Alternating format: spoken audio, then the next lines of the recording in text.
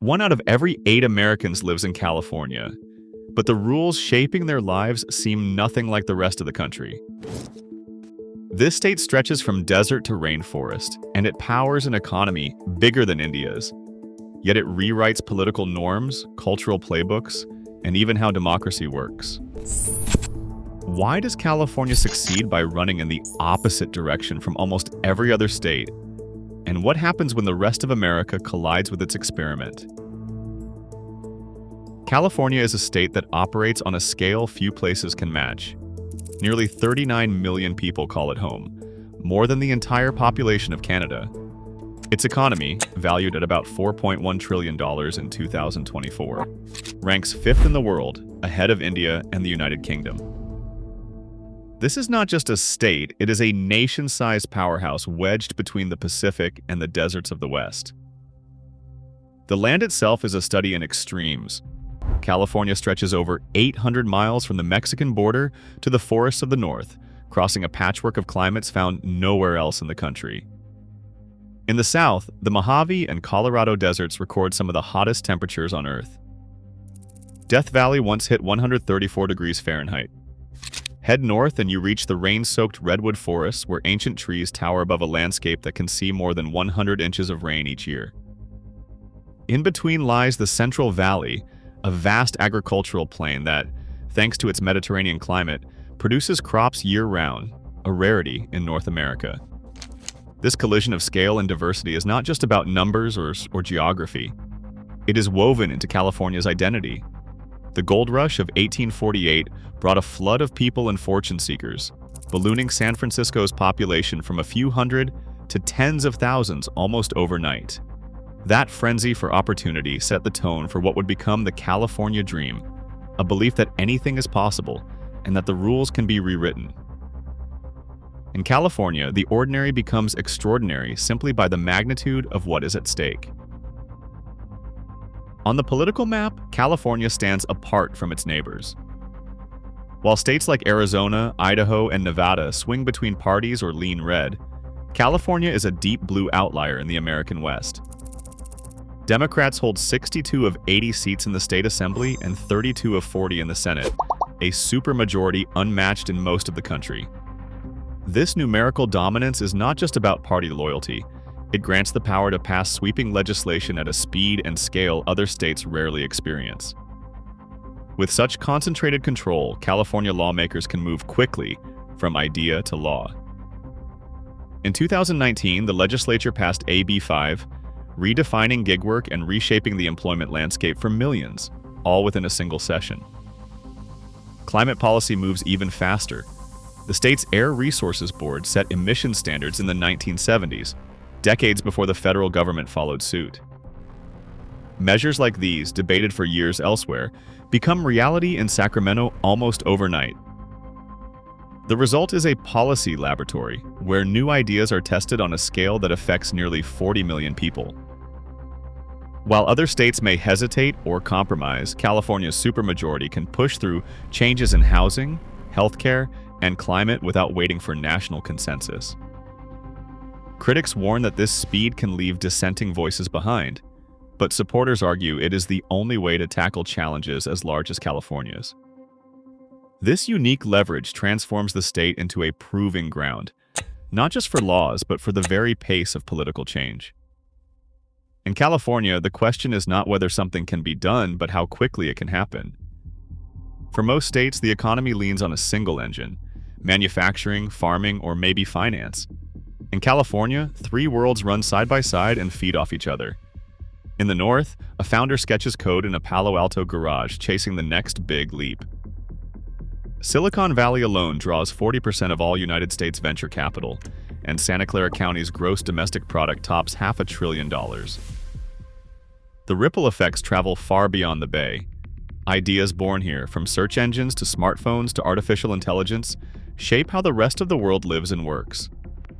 A few hundred miles south, a different kind of export takes center stage. Hollywood turns stories into global currency. The entertainment industry brings in more than $500 billion a year, launching trends from Los Angeles that echo in Paris, Mumbai, and Seoul.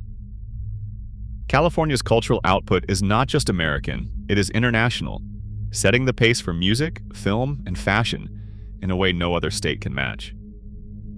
Between these poles, in the Central Valley, a farmer walks the rows before sunrise, checking drip lines fed by a 700-mile aqueduct that stretches across the state. The State Water Project, an engineering feat of the 20th century, funnels life to orchards that produce over 80% of America's almonds. While groundwater fills the gaps, it is this vast water network that lets California turn arid plains into a $6 billion harvest. The result is a state where tech, culture, and agriculture do not just coexist, they fuel a cycle of reinvention, each sector pushing the others to new heights. Walk down any street in California and you will hear a dozen languages, see faces from every continent, and notice that no single group defines the majority. Of the nearly 39 million people living here, over 10.5 million were born outside the United States, a total larger than the population of 40 other states. This is not just diversity by numbers, it is a constant remix shaping neighborhoods, schools, and even the way government works. Power in California does not just flow from politicians. Since 1912, voters have put 342 initiatives on the statewide ballot, rewriting laws directly when they see fit. The process is open to anyone who can gather enough signatures, whether it is a billionaire tech founder or a grassroots organizer. A PPIC analyst describes it as a double-edged sword. It speeds up change but can also lock in rules that last for decades. Proposition 13 did just that in 1978, capping property taxes at 1% and permanently changing how schools and cities are funded. The campaign blitz in the final days flooded mailboxes and airwaves, flipping a deficit into a landslide victory. Today, the effects ripple through every budget debate, from housing to infrastructure. But rules are not the only thing exported from California. Culture travels too. In 1967, San Francisco's Haight-Ashbury became the epicenter of the Summer of Love. 100,000 people, artists, musicians, and seekers gathered in the city, sparking a wave of music, fashion, and ideals that spread across the country. An organizer from that era remembers the feeling. Anything seemed possible, and the world was watching. Decades later, that sense of reinvention still shapes trends, from technology to food to activism. California's myth is not just about opportunity. It is about rewriting the script, then handing out copies for everyone else to follow. A two-bedroom apartment in Los Angeles lists for $3,000 a month, and the dream of homeownership drifts further out of reach each year. California's median home price now hovers around $800,000, double the national figure. The gap is even wider in cities like San Francisco, where even modest condos push past $1 million. Inequality runs deep. California's Gini coefficient stands at 0.49, the highest in the country. For renters like Maria, a preschool teacher in Oakland, the numbers are not abstract. She spends more than half her paycheck just to keep a roof over her head, and every rent hike brings a new wave of anxiety. Saving for a down payment is out of the question. In neighborhoods across the state, families juggle multiple jobs, roommates, and side gigs just to stay put.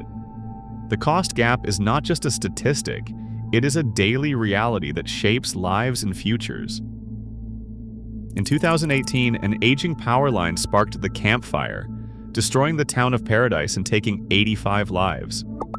Internal emails later showed that Pacific Gas and Electric paid out $4.5 billion in dividends while putting off safety upgrades, a pattern that left thousands vulnerable as wildfires swept the state.